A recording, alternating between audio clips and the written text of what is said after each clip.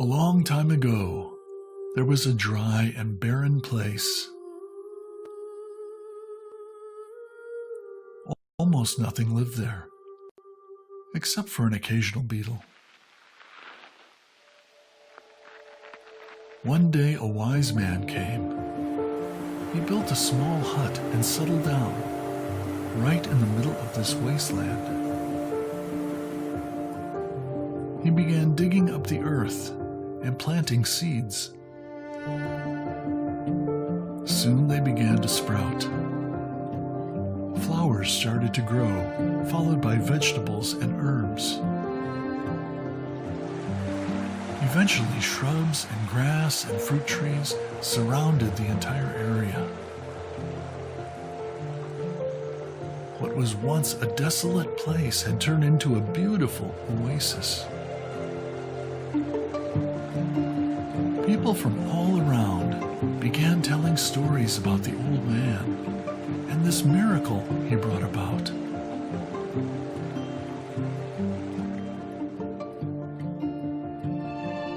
A young seeker was traveling nearby. He was on a search to find meaning in his life.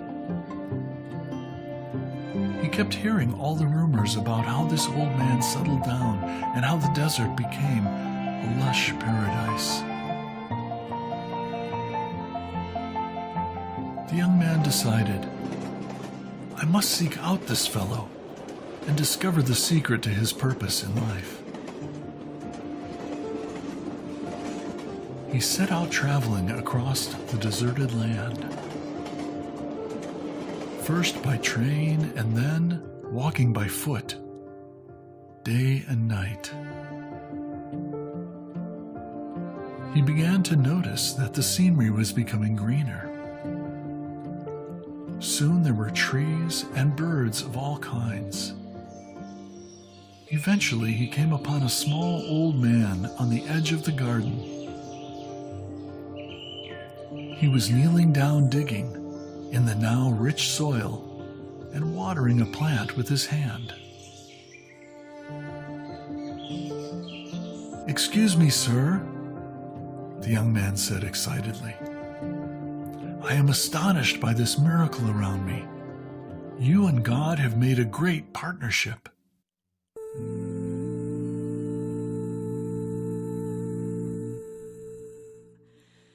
The old man turned around and looked up with a glint of wisdom in his eyes.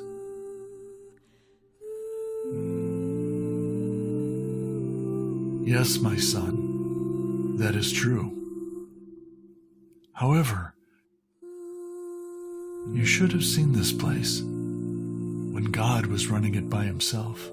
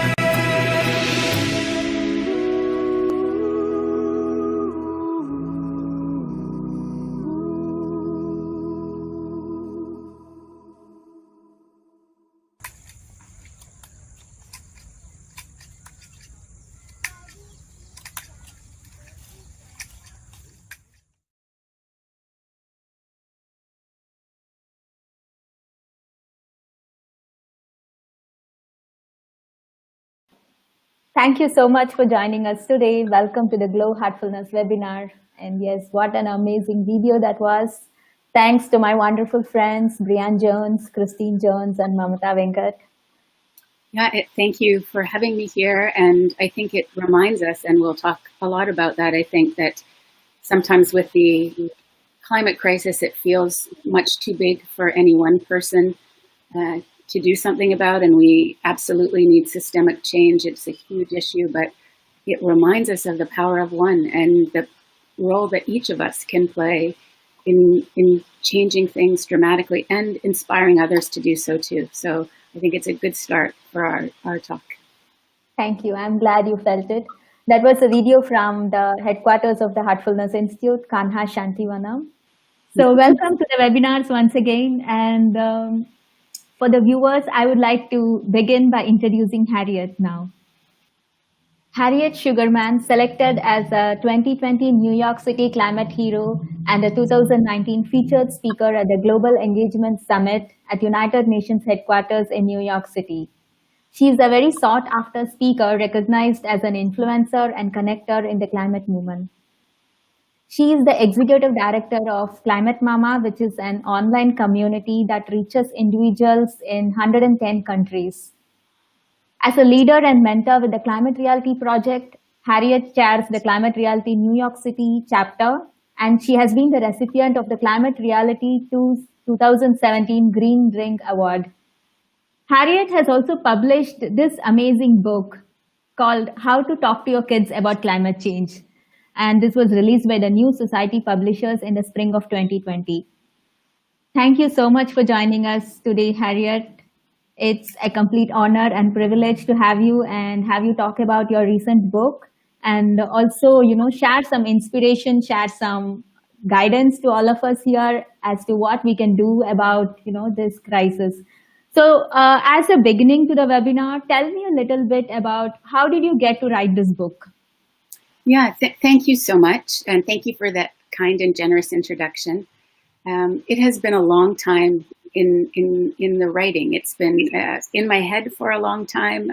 I have worked on the climate crisis for many years. And for many years, it seemed far away from me. I began working in the early 1990s when I worked for the International Monetary Fund at the United Nations headquarters in New York City.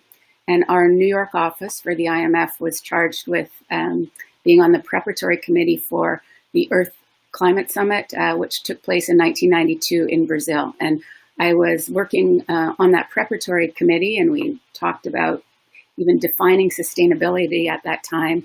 And the conference itself, at that conference, we had heads of state and government from around the world, and the importance of the reality of the climate crisis was recognized. However, even then, it seemed still far away. It seemed there was urgency. Scientists were warning us of urgency, but for me personally, working in where I was and what I was doing, it seemed it was taking place perhaps over there. I didn't even think about where over there was. It seemed as well that it was many generations away. And I think there still was a thought that way. Our climate models weren't as exact as they are now. Our understanding of where we were at, our Earth was not. She was crying out then, and she was telling us things were bad, and we were doing things to her that were causing her to change, but we weren't listening. So for me on my journey, fast forward to 2007, as you mentioned, I did the training with the Climate Reality Project and former Vice President Al Gore. I was involved in one of his first trainings after his film An Inconvenient Truth came out.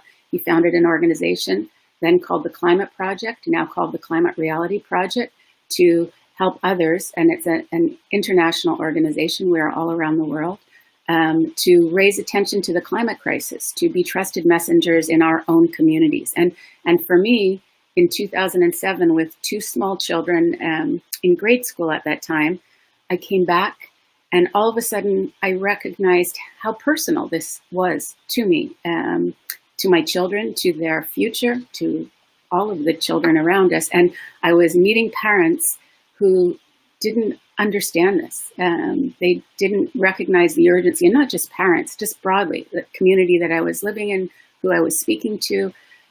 So within 2 years of that, I founded ClimateMama, and we now have been around for 10 years. We were one of the very first organizations that worked specifically on educating parents about the reality of the climate crisis, how to talk about it, how to learn from each other about it. All of a sudden, it feels like the world is listening. The corporate world, the international community through the United Nations, where I live here in New York and across the United States, in states and city governments, youth are being invited to the table and they are being heard. And so all of a sudden, I was also getting from parents, what do I say? My kids are coming to me. They're asking me about the climate crisis, and I don't have the words and I don't have the understanding. So it really felt like it was the right time for this book to come. And I partnered with New Society Publishers, who I'm so happy to be partnered with because they really walk the walk on sustainability. From everything on how they're printed, the materials they use, being a corporation that is run by the people that own it. So I'm pleased to be working with them and to have had my book come out this past spring, even in a very strange time in our planet. So thank you for asking, and that's the story. Congratulations on the release of your book. That's amazing, and that's such an inspiration. And thank you for sharing that inspiration with all of us. It's not every day that we find a bestseller amongst us, talking with so much humility and modesty. And it's such a wonderful thing that you wrote this book. So, I was just wondering, how can we at the same time come to terms with this grief which we feel when we understand the reality of the climate crisis? And also, how can we give hope to our children and hope to ourselves first? And how do we come to terms with all of these emotions?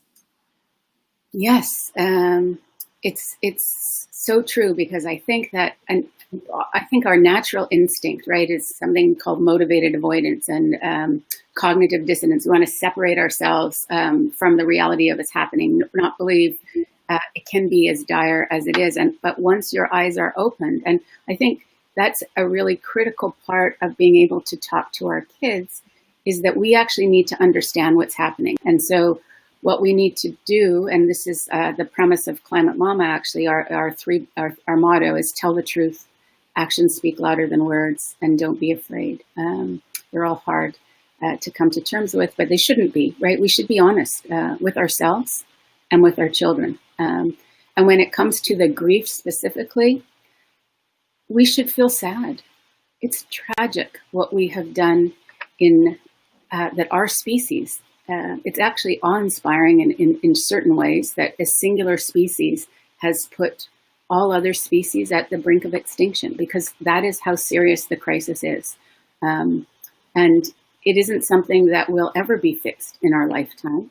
It's something that hopefully we will get to a place where the climate crisis becomes a chronic illness, something our planet can live with, that we don't push her out of her boundaries completely as we're throwing her off balance, and something that gets to a point that allows us and our children to live full life and be resolute that we're going to continue moving forward. And through our actions and how we advise our children, we will be able to then not be afraid to face the future.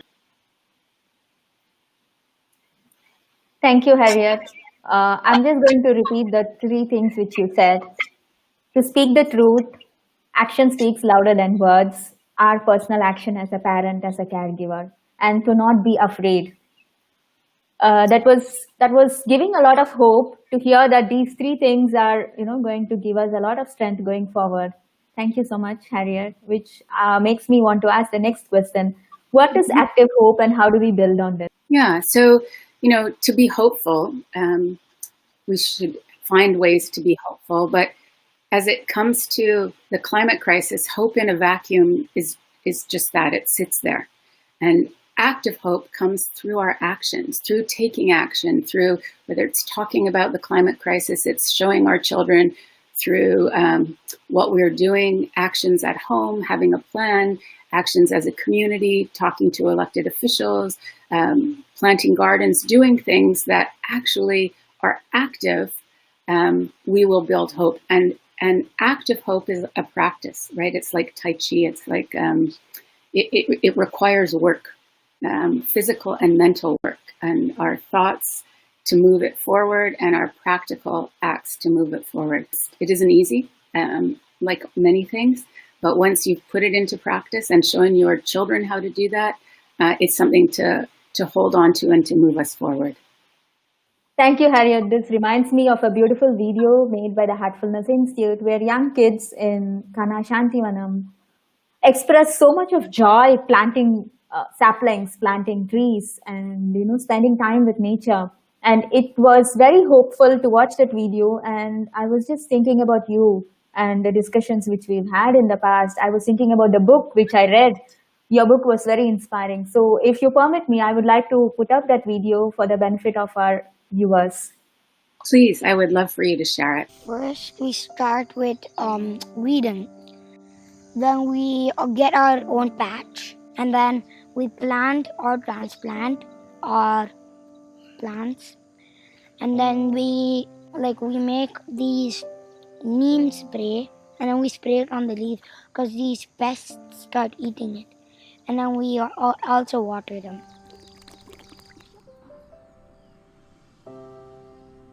By being in nature and working with nature, the lessons of nature will be absorbed kind of into the cells. Not anything anyone tells them, like let's take cooperation. Not by telling kids they should cooperate, but by giving them activities where they need to cooperate, and by showing them ways that parts of nature cooperate with each other, and letting them absorb it. We have planted tomatoes, we have planted brinjals, onions, carrots, marigolds. There's basil and some ink plant, which you get ink from. Chilies, chili pepper and tomato and onion. There are too many. I can't remember all of them.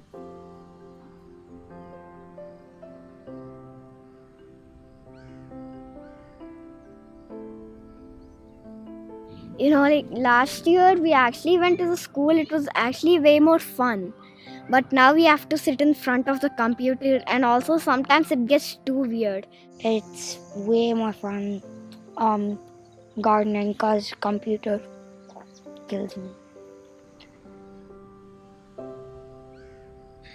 Because they are so wiser than us, kids, children.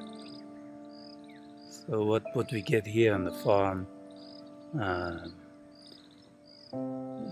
they get it much more if they come.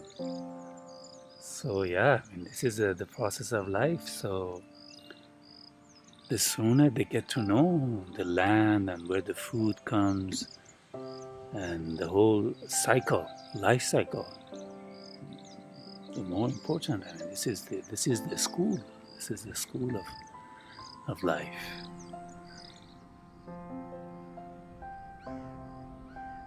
I love these kids that are coming up, and they're not easy kids for us older people to deal with. They're extremely strong-willed. They have their ideas, and they're not willing to compromise them. It doesn't work to just tell them what to do. They resist. It just doesn't work. And so parents get extremely frustrated because when they were little, their parents told them to do something and they would do it. Their children aren't behaving that way. Well, it's because these kids are different, because they're coming in at a time that a huge amount of will and inner determination is needed. So advice number one, really respect that in the kids. And as much as you can, talk with them rather than telling them what to do. Problem solve together. How is this going to happen? How is this going to get done? And the other thing these kids are hungry for is connection. We live in a very disconnected world right now. People are on their phones a lot. You see people sitting around together in the same room, all looking at their phones. This is not connection.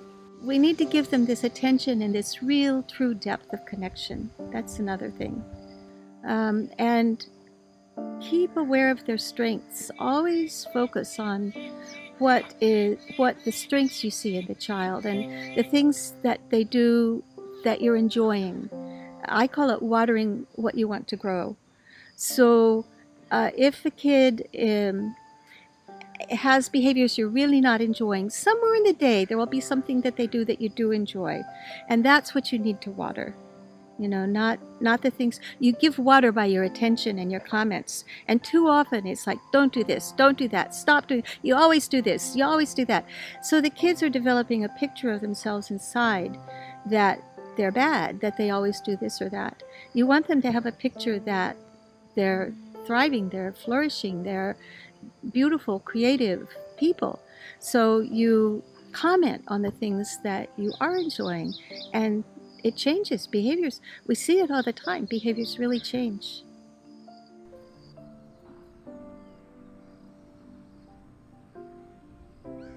I'm sure we come out of this lockdown a different human race, with different interests, with different insight, with different priorities, I hope. I mean, it's wishful thinking, but I think it will happen. And children will be different too, and that's good.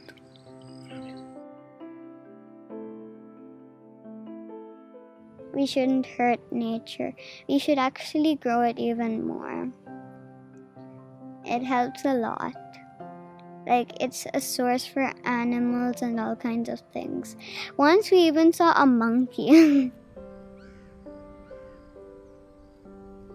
That gave me a lot of hope as an adult. I was very hopeful when I saw those kids doing all those wonderful things. The kids knew exactly what they were doing, and they were in the presence of these professionals, and they knew exactly how to keep the children occupied in a very healthy way, and they knew how to tap into what they loved. Okay, so coming back home here in Chennai, where I'm living, or in New York, where you're living, or in Canada, or anywhere in the world, how would you, or what would you do to help children tap into their passions? How can tapping into kids' passion actively lead us into finding solutions for climate change? Yes, well, there's so much there. The climate emergency that we're living is all-encompassing now. It's had we addressed it in 1992 as when we had that first Earth Summit with the urgency required. At that point, we would be in a different place now. We didn't, and we can't go back there, so we need to go forward. And so the opportunities that arise from that, in a way, there aren't 1, 2, 3 things that we can do and that will solve things or make it better. There are an infinite number of things that need to happen. So in motivating and inspiring and empowering our children, whatever it is that drives their passion will help if we look at it through a lens of the climate crisis. So whatever age there are, and we'll talk about that, I know, in how to address children of different ages, but whatever it is, are they an artist? Do they want to be a farmer? Are they fascinated with the science of growing a seed?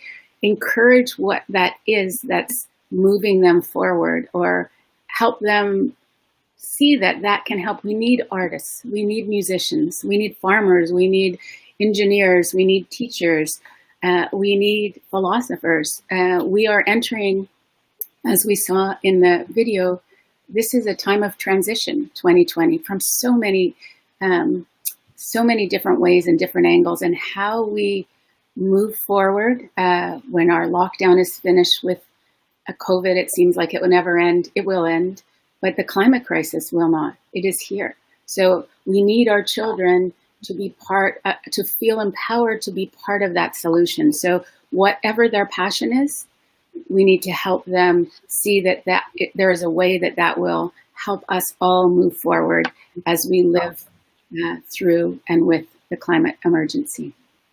So Harriet, thank you so much for that response. I read from your book that you had all these recommendations grade wise, and that was so fascinating for me on a personal level. And I was wondering if you would like to share a few recommendations with our audience, and specifically for kindergartners or for preschoolers or toddlers, what would be your recommendation? Like, what are we going to tell them and inspire them with to help them and help the world using their passion? Sure. I think regardless of their age, and particularly starting from when they're the youngest, is we begin with that premise of telling the truth, because they know when we're not telling the truth. Our children are truth seekers, and they speak the truth. They don't see all of the gray that we have in between. So even for our youngest, answer them directly when they ask questions. If they have questions on this, they will know, that you're telling the truth. And also be true to your emotions. If you're sad about something, you can share that as well with them. You don't need to go into great detail about reasons behind, but if you're sad or feeling anxious, they feel it anyways. So making it part of your conversation with them is important. And then, as we saw in the video, being in nature with our children and showing them the wonder of nature, how amazing and special it is, whether you're digging in the dirt, planting a garden, or going for a walk in a park or down a city street, and there is a tiny flower coming out of a crack of cement, or you notice a little ant carrying a stick, or whatever it is. Those are awe-inspiring moments for our children. And I think those are important things for us to be able to help them love, because that love of nature, the importance of nature, of our natural world, as we saw in the very first video, what the wonders of our planet that have been developing over billions of years, if they disappear, and we are now, scientists tell us, in the sixth mass extinction, which we have put in motion, if we don't know what's disappearing, we won't know when it's gone. That web of life is beginning to unravel.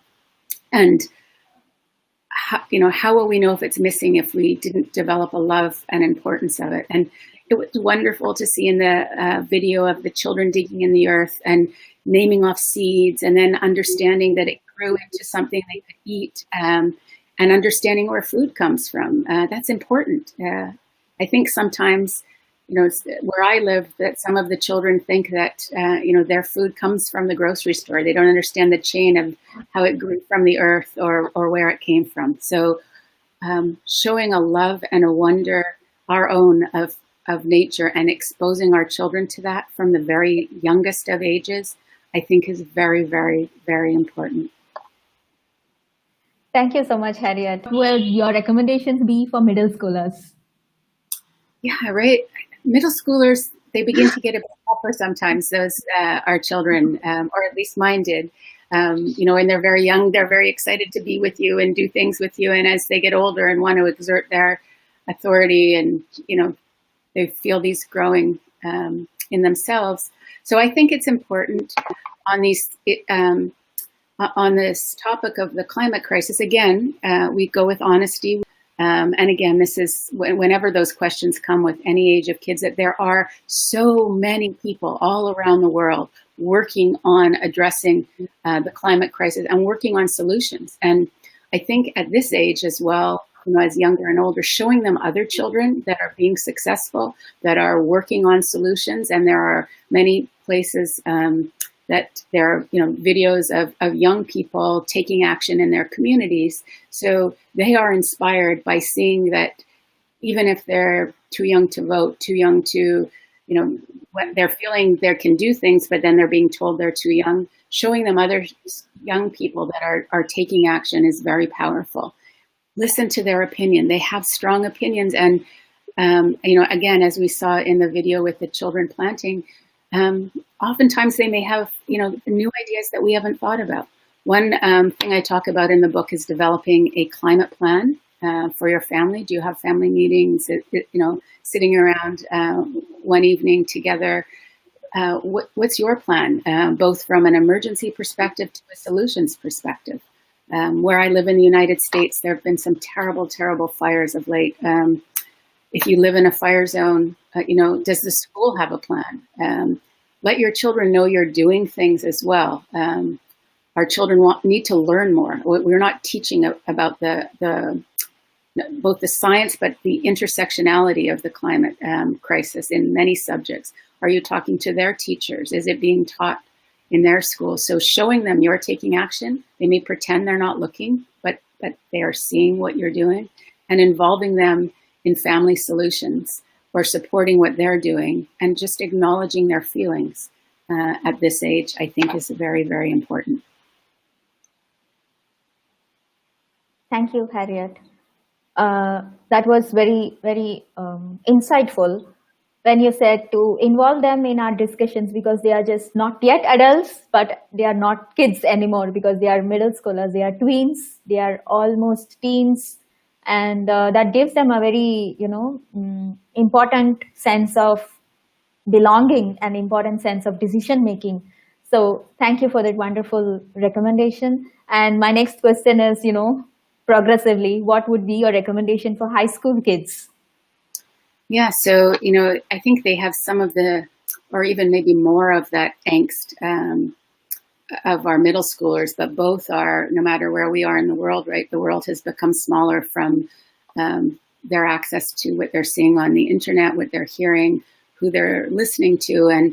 And so I think, again, starting with being truthful, and they may have more, direct questions. They may be expressing that anger more or that angst more. And I found in many of the young people that I speak to, the high schoolers and beyond, that they feel that the weight of the crisis is being put on their shoulders to solve it. The urgency of the crisis is calling on that, but again, reminding them, this is an intergenerational issue. It's something that everyone must work on. And so let's help them share their stories too, again, by listening to them.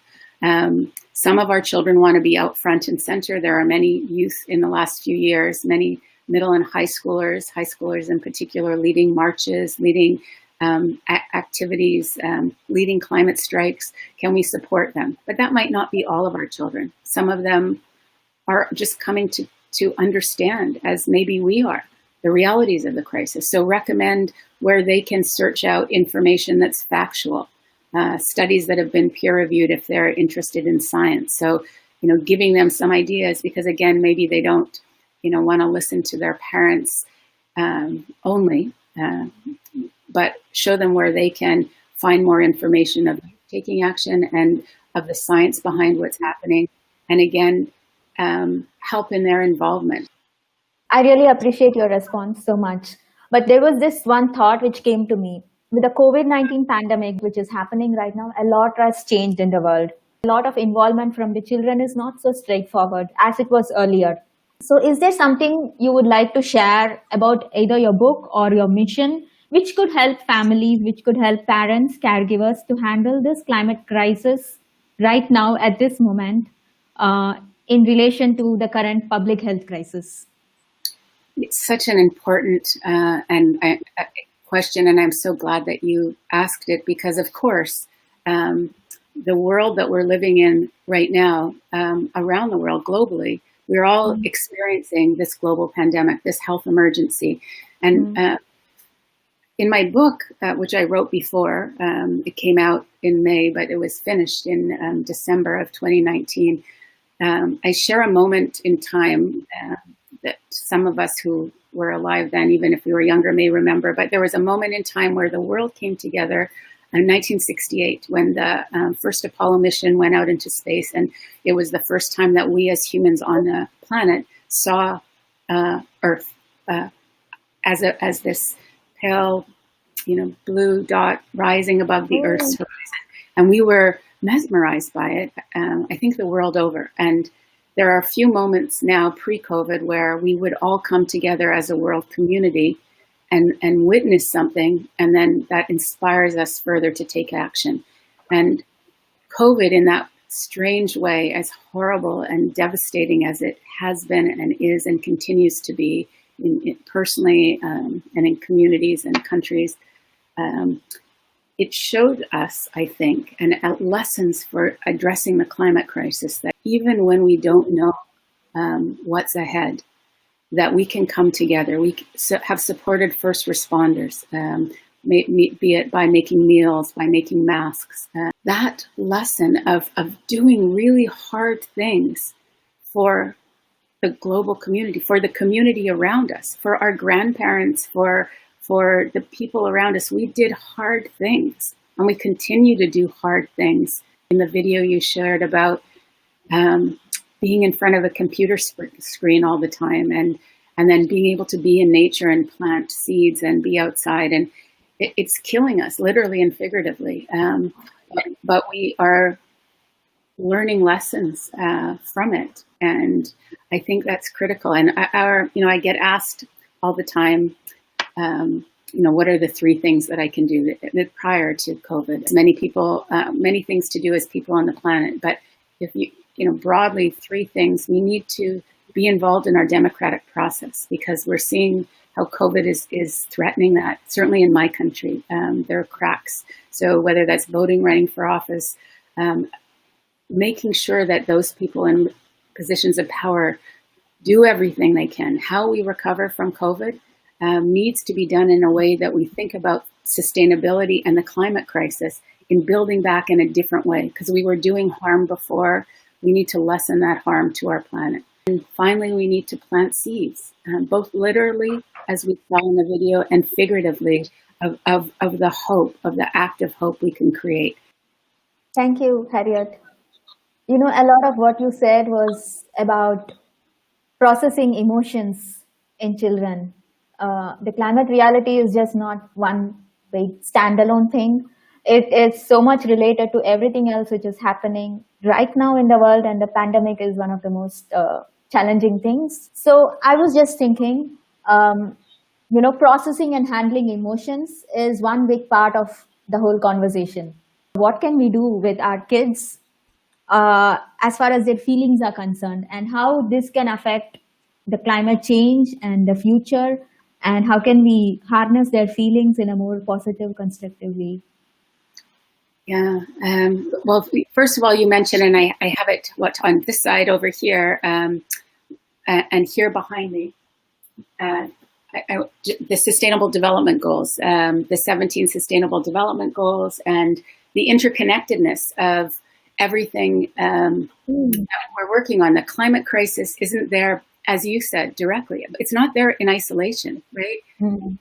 It is connected to social justice, to racial injustice. It's connected to global health issues, to all of those important goals that were set in 2015 when we, as a world community, came together and said, how are we going to alleviate poverty? How are we going to ensure education for all? Health was one of those, ensuring better health is one of those sustainable development goals, as is number 13, the climate crisis. But they are all so closely connected. And so there, again, as we talked about earlier, in helping our children see and move through their lead with their passions, lead with what they feel strongly about, inspiring them to move through those emotions and recognize them and feel them and be allowed to feel, as we talked about, the grief and the sadness, but then to be excited about the many, many different ways and opportunities they can be involved. And when you look at, something like the Sustainable Development Goals and understand, we will never have eradicate poverty unless we do it in a holistic way on looking at all of these things. And so any part of is it life below water or above land, or whatever, how their passions fit in with these goals we've set for humanity, be it the Sustainable Development Goals or spiritual and other types of hopes that we have, building that act of hope, reminding our children of that, I think will build up their emotions and their positive feelings and ways to be able to move forward. Reminding them it's not a linear path anymore. The climate crisis, we're on a train and we're heading to that cliff, but we don't have to go over it. if we can come together, if we harness those emotions, if we stay actively positive, we can slow things down. That is what the science tells us. As I said before, 1992 was a different place than it is now. And things are progressing much faster than science thought at that time they would. So we also all need to be jumping in wherever and however we can. And so processing those emotions so we can take that next stage of action is something that we can help our children do. Thank you, Harriet. You know, when you showed the SDG ball and when you showed your badge, which you had pinned here, and you said how all these issues are so interconnected and they are not standing alone as one issue. So, and the origin of all these problems starts from what lies in our hearts. What are our truest aspirations? Where do they come from? What are our thoughts, our dreams, our hopes? And I was wondering, what do you think about thought pollution? Yeah, I'll share them, and then I'm sure that the Heartfulness Institute has much to say about that as well too. And personally, you know, over my many years on working on the climate crisis, understanding the reasons behind and why things are happening, you know, there's a lot of data that shows that, you know, there's 90 countries that are responsible for, you know, the majority of the greenhouse gas emissions, and that those companies have known for decades that, and many of them are in the fossil fuel industry. And if you know what's causing our problems, why are they doing that? You know, it's greed. It's about corporate profits. It's about sustaining an unsustainable way forward. And those thoughts and that those ideas of what drives success, what, you know, this concept of GDP, of constant growth. Well, you know, constant growth we know is what cancer is about. It isn't healthy. It isn't healthy for our body. It isn't healthy for our planet. And we are definitely seeing that. So we need to, I keep coming back to this, but I think that it is critical, is tell the truth and speak to the truth, and, you know, cut away from all of this thought pollution. You know, I'm hearing from politicians or from others that, you know, we have to make decisions. Is it the environment or the economy?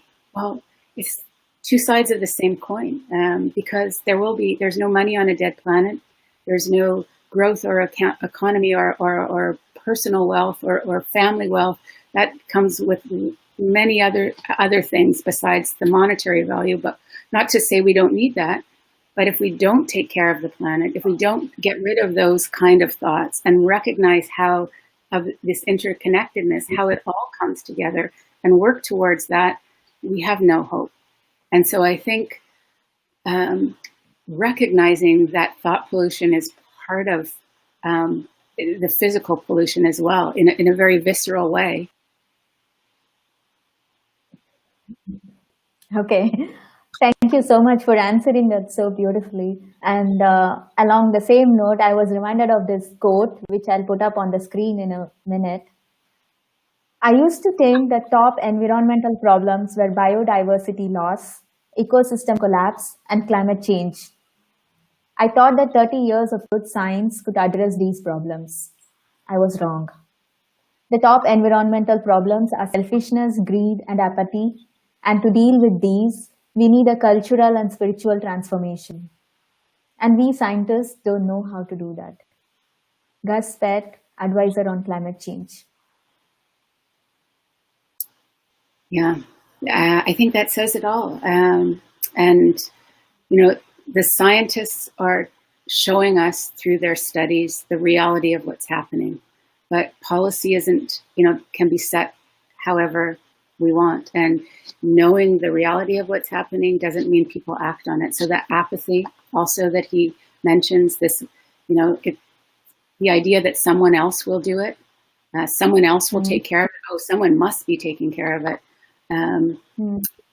is something that I think we can teach our children, that each of us, as we saw in the very beginning, can take steps. We don't know what our individual actions will change. And I think we need to hold on to that and do them. But then we must ask of those that can go big that they do in a real way that addresses the climate crisis. And that means, as the other two, in terms of greed and selfishness, that can't be acceptable to us. And so whether it's not supporting those companies or voting out those politicians or calling it out when we see it and not being afraid to do that, we must do that as well. Thank you so much, Harriet. Thank you. So on that note, I would like to have an experiential session of relaxation and meditation offered by the Heartfulness Institute. And, this has helped me a lot personally, and a lot of participants are eagerly waiting also. And I invite you to join us in this meditation. Sit comfortably and close your eyes. Bring your attention to relax your toes.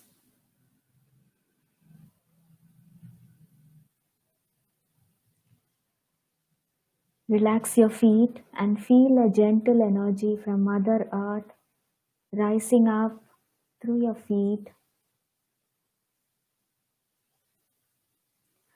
As this energy rises up, it relaxes your legs.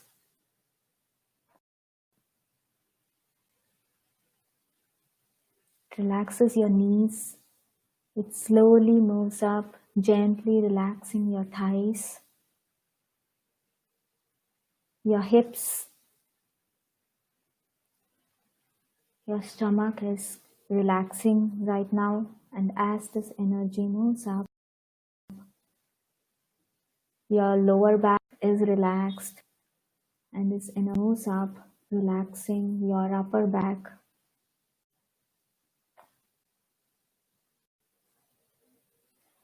Feel your whole back completely relaxed.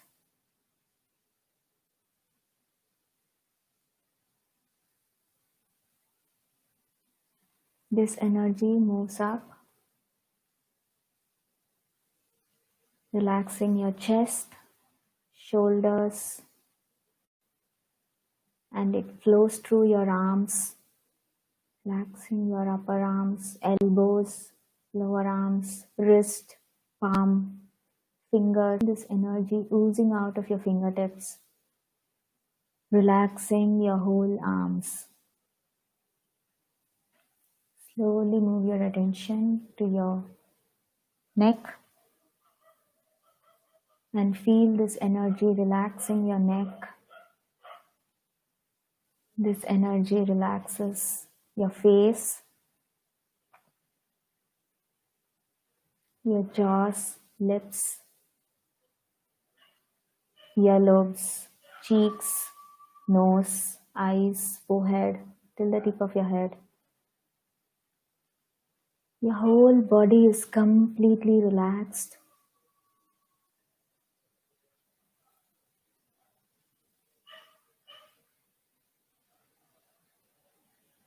If any part of your body needs attention, feels tensed, feels stressed, please let this energy move to that part of your body and relax it.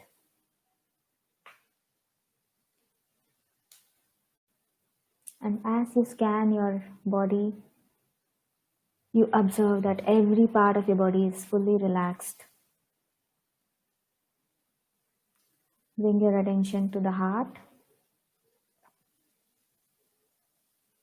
The heart, which is the place of love, light, joy. And please suppose that this source of light in your heart is attracting you deep within you inwards. You're slipping into meditation and meditating on this source of light, and it keeps pulling you within into your heart. If other thoughts arises, gently, softly brush them away and bring your attention back to the source of light in the heart. And let's meditate this way for a couple of minutes. Let's do this now.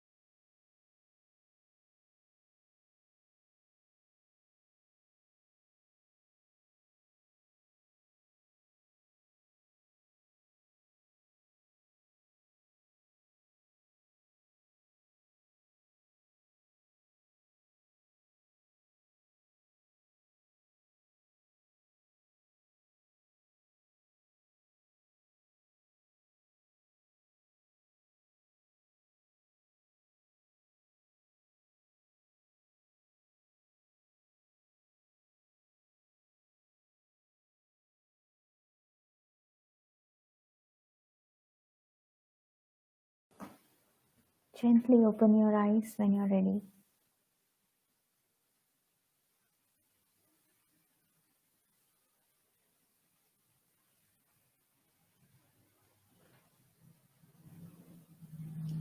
Thank you so much, Harriet, for joining us in the Heartfulness meditation.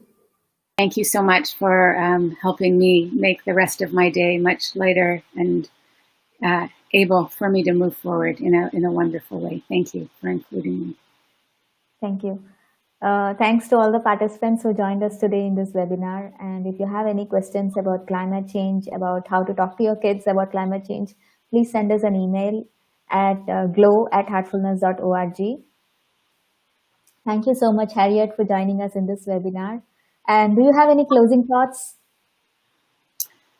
I would just like to say thank you so much for allowing me this opportunity to have this conversation with you. And I think as you've clearly shown us, there is no, and as we've talked about, there's no one path.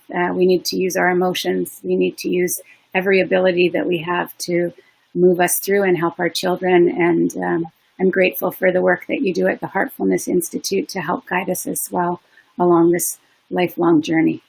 Thank you very much. Thank you. Thank you so much, Harriet.